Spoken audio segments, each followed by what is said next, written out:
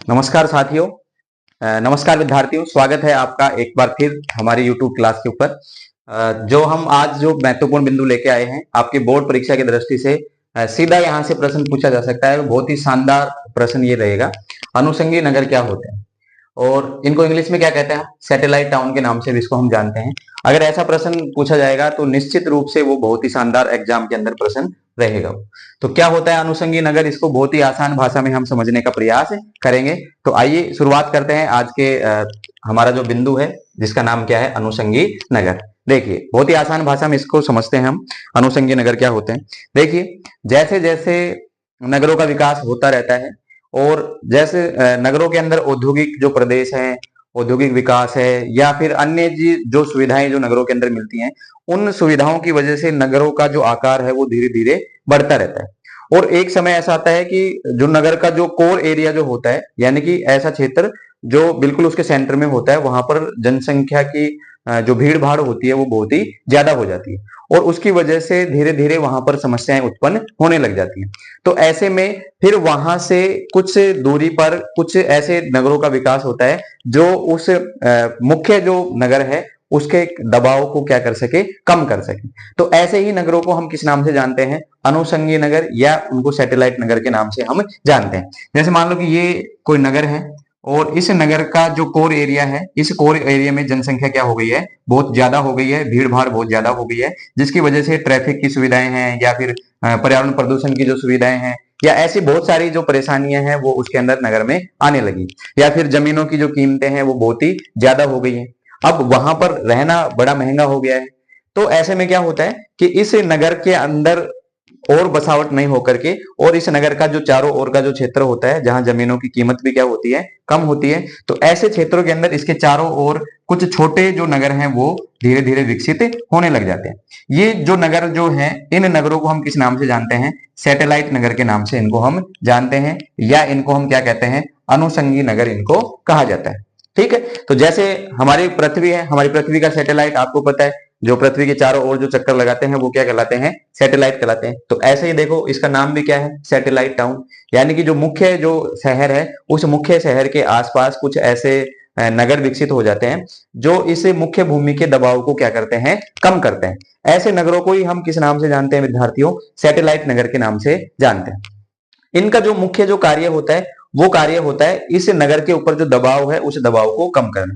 यानी कि यहाँ जो नगर के अंदर जो निवासी रहते हैं, सैटेलाइट नगर में जो लोग रहते हैं, वो बेसिकली जो कार्य अपना जो कार्य करने के लिए वो कहाँ पर जाते हैं, नगरों के अंदर जाते हैं, या फिर नगरों के अंदर जो उद्योग धंधे या फिर अन्य जो व्यावसायिक जो प्रतिष्ठान लगे हुए हैं उनके जो मालिक होते हैं वो दिन भर काम करने के बाद में वो फिर शांति के लिए कहाँ चले जाते हैं, बाहर की ओर, नगर से बाहर की ओर, जहां भीड़ भाड़ क्या होती है, कम होती है। तो ऐसे क्षेत्रों के अंदर वो जाकर के रहने लग जाते हैं या वहां पर एक नए नगर का विकास हो जाता है। तो ऐसे नगरों को ही हम बेसिकली क्या कहते हैं, हम अनुषंगी नगर कहते हैं। तो आइए जानते हैं हम ये अनुषंगी नगर किसे कहते हैं, हम परिभाषा के रूप में इसको भी देखेंगे, अगर परीक्षा में आ जाए तो हम इसको कैसे लिखना है, और भारत में अनुषंगी नगर के कौन से उदाहरण हैं, तो वो सारी बातें हम आगे करने वाले हैं। तो आप वीडियो को जरूर अंत तक देखिए और आपको अगर पसंद आता है तो आप चैनल को सब्सक्राइब भी कीजिए और वीडियो को लाइक भी कीजिए। तो देखते हैं कौन सा नगर पढ़ रहे हैं हम, अनुषंगी नगर। ये अनुषंगी नगर इंग्लिश में इसको क्या कहते हैं, हम सैटेलाइट टाउन के नाम से भी इसको जाना जाता है। तो इंग्लिश में अनुषंगी नगर को क्या कहते हैं, हम सैटेलाइट टाउन कहते हैं। ये नगर ऐसे नगर होते हैं, ये वे नगर होते हैं जो किसी बड़े नगर, किसके, बड़े नगर के चारों ओर विकसित हो जाते हैं। तो कहाँ विकसित होते हैं, ये कोई बड़ा नगर होगा उस बड़े नगर के चारों ओर ऐसे नगर विकसित हो जाते हैं, जिन नगरों को हम क्या कहते हैं, अनुषंगी नगर या सैटेलाइट टाउन के नाम से इनको जाना जाता है। ठीक है, तो याद रह जाएगा इसको, क्या है, ऐसे नगर होते हैं जो किसी बड़े नगर के चारों ओर विकसित हो जाते हैं, क्या कहलाते हैं, अनुषंगी नगर कहलाते हैं। फिर ये जो अनुषंगी नगर है ये क्या कार्य करते हैं, तो ये जो मुख्य जो नगर है, मुख्य नगर की जो भीड़ भाड़ है उस भीड़ भाड़ वाले क्षेत्र में जो जनसंख्या का जो दबाव है वहां पर, उस जनसंख्या के दबाव को क्या करते हैं, कम करते हैं। क्या करते हैं, ये कम करते हैं। यानी कि मुख्य नगर की जो भीड़ भाड़ है उस भीड़ भाव और दबाव को क्या करते हैं, ये कम करने का कार्य करते हैं। कौन से नगर करते हैं, अनुषंगी नगर। तो मुख्य नगर की जो भीड़ भाड़ होती है वो भीड़ भाड़ धीरे धीरे नगर का जो बाहरी जो क्षेत्र होता है उन क्षेत्रों की तरफ वो स्थानांतरित होने लग जाती है और वहां एक नए नगर का विकास हो जाता है जिसको हम सैटेलाइट नगर के नाम से जानते हैं। ठीक है, इनका जो विकास है वो प्राय किसके रूप में होता है, औद्योगिक क्षेत्रों के रूप में होता है या फिर ये आवासीय कॉलोनियों के रूप में भी ये बस जाते हैं। नगर के अंदर उद्योग धंधे लगाने का मतलब है कि वहां जो जमीन की जो कीमतें होती हैं वो बहुत ज्यादा बढ़ जाती है और वहां जो परिवहन की जो सुविधाएं हैं वो भी काफी भीड़ भाड़ वाला इलाका हो जाता है।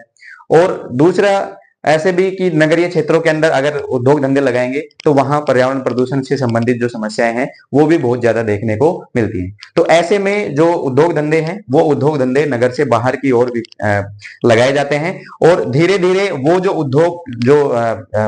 औद्योगिक जो प्रदेश जो लगाया गया है उसी के आसपास में ये नगर क्या हो जाते हैं, विकसित हो जाते हैं।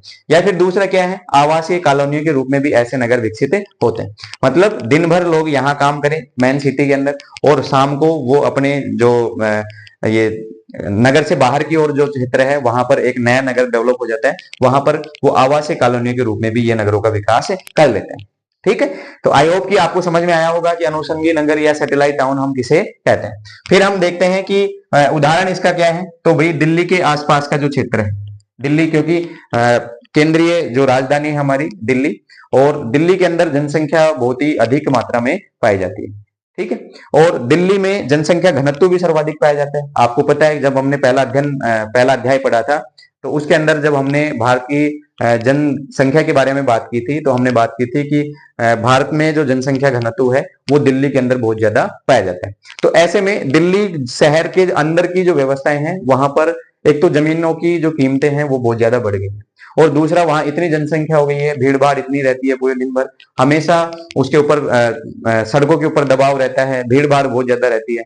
तो ऐसे में फिर नए जो लोग हैं वो वहां पर रहना पसंद नहीं करते, तो फिर वो क्या करते हैं, दिल्ली शहर के आसपास ही कहीं पर बस जाते हैं।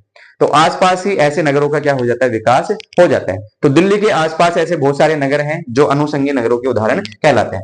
जैसे दिल्ली के आसपास क्या है, गाजियाबाद है, गुड़गांव है, नोएडा है, फरीदाबाद है। तो ये कैसे नगरों के रूप में विकसित हुए हैं भाई, ये सारे के सारे जो है अनुषंगी नगर या सैटेलाइट टाउन के रूप में ये विकसित हुए हैं। तो ध्यान रखना अपने को, दिल्ली के आसपास गाजियाबाद, गुड़गांव, नोएडा, फरीदाबाद, ये सब क्या है, ये किसके उदाहरण है, ये अनुषंगी नगर के उदाहरण है।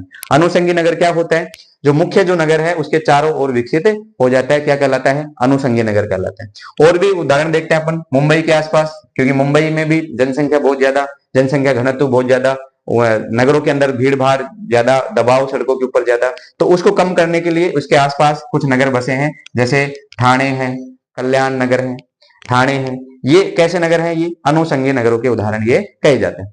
तो आपको बहुत ही आसानी से ये बातें समझ में आई होंगी कि अनुषंगी नगर क्या होता है, सैटेलाइट टाउन हम किसे कहते हैं। तो ठीक है, आई होप कि आपको ये आज की जो क्लास है हमारी, छोटा सा जो सेशन था हमारा, किससे संबंधित, अनुषंगी नगर से संबंधित, आपको समझ में आया होगा। ऐसे वीडियो के साथ में हम आगे फिर मिलते हैं, तब तक के लिए धन्यवाद।